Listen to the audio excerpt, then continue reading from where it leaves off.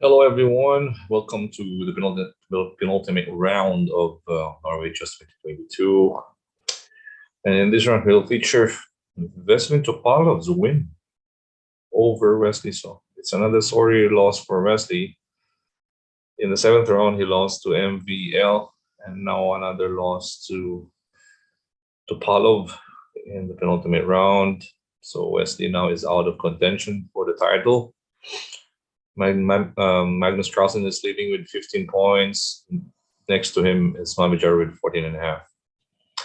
And Wesley stays at 11. So it's, well, if he wins the last game, he'll only get 3 points. So not enough. It's not enough.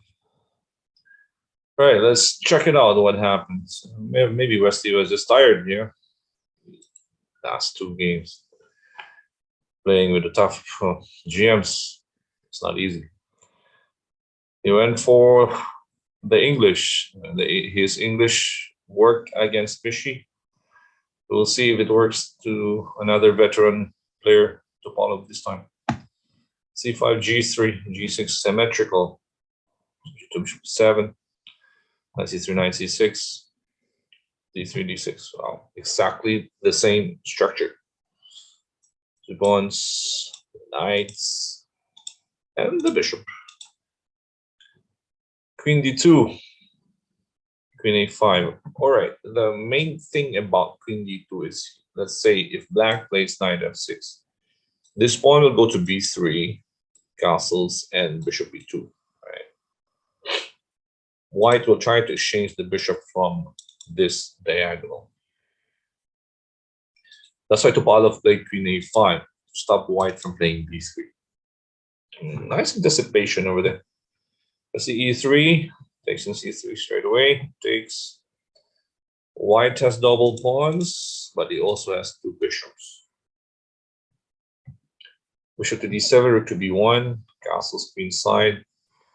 Okay. This is a good principle, though. It's a good principled move when the opponent has double pawn castle on that side, because the pawns will not break your king. Yeah. So knight F3, F5. Queen B2, Queen C7. This game is quite related to this variation of the sniper, right? Bishop captures in C3, the pawn in F5, and the queen protects B7. So knight G5, rook F8, not allowing the knight to go F7 over here. F4, knight F6, castles H6, knight F3, B6, A4, knight A5. Now it's hard for white to break black's king here. Black stopping it with a knight, blocking pawn. Wesley went for queen C2 to protect that pawn on A4, bishop C6. Also not allowing Wesley to go for E4 here, stopping E4 with this pawn, knight, and bishop. Rook B5, so Wesley had to sacrifice. Okay, rook HGA. The main point of the sacrifice is that if the opponent captures, he will capture with this pawn, try to put this pawn in C4 and go bishop D2. Yeah. But Topalov ignored that sacrifice, that exchange sacrifice in B5, just played rook HGA, not D2. Takes in G2, king to G2, E5. King G1, moving out of that dangerous light square.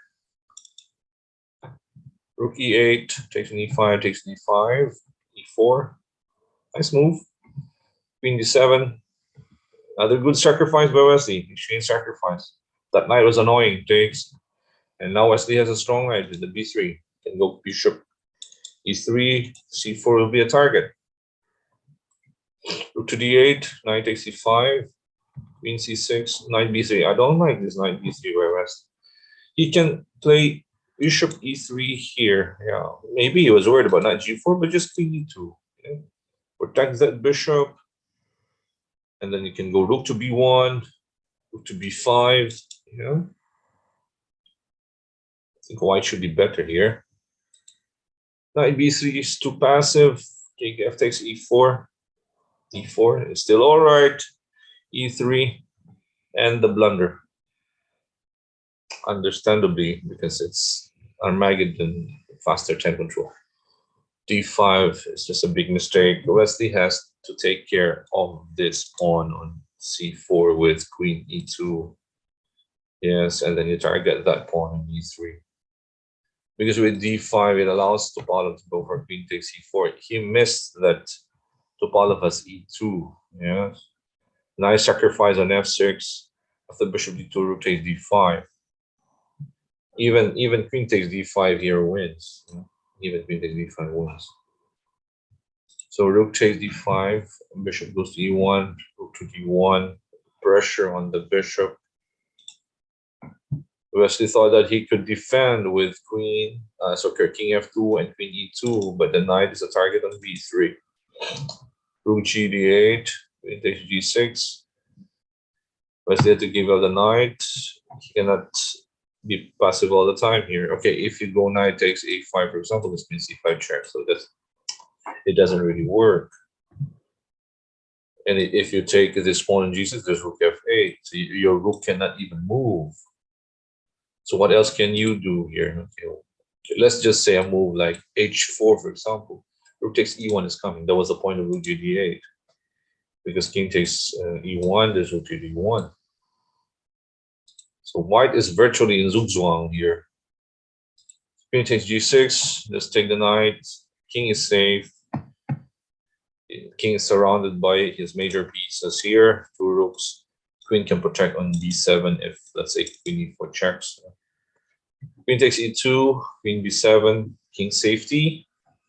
Rook takes H6 to B1, threatening pin on the king. King to G1, Rook to B2, Queen F1. Because there's mate on G2 if you don't play that Queen on F1. Rook E8, target would be the takes and mate. Rook F6, Rook to B1. Okay, another thing here. Let's say, for example, you go for H4. Rook B1 is always there. Yeah. So nothing white could do. Rook B1, King F2, just Rook takes E1. Wesley resigns, and he lost any chances of getting the title in Norway. He lost both critical games, round 7 and round 8. And Magnus keeps the lead with half a point. Next to Magnus is Mamijarov. It will be an exciting finish for both players. Adam is also in the hunt, still in the hunt. All right, so sorry loss for Wesley against the veteran Veselin Topalov. Okay, it will be between Magnus and Mamijarov for the title in Norway. All right, thank you guys for watching. Thank you for supporting our channel, Charts Not Chess and Charts Not Entertainment on Facebook and YouTube. This is Coach Oliver. Stay safe, everyone. Bye-bye.